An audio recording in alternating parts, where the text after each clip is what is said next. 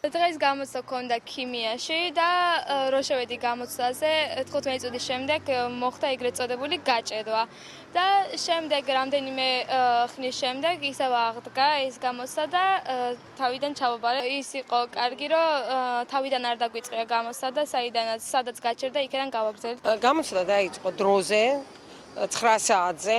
9 ნახევარზე მეთვალყურეებმა შეამოწმეს სისტემა, ყველაფერი იყო გამართული.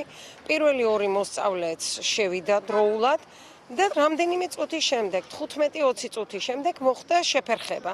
ეს იყო სიხშირის დავარდნა, სერიოზული რაიმე დაბრკოლება მოსწავლებისთვის არ შეუქმნია ამ ვითარებას. ჩვენ დავუკავშირდით როგორც ინტერნეტის მომწოდებელ პროვაიდერებს, ასევე დავუკავშირდით შეფასებისა და გამოცდების ეროვნულ ცენტრს და ეს ტექნიკური ხარვეზი ამ დროისათვის ამოფხრილია და ყველა კერძო და საჯარო სკოლაში შეფერხების გარეშე მიმდინარეობს სკოლის გამოსაშვები გამოცდები.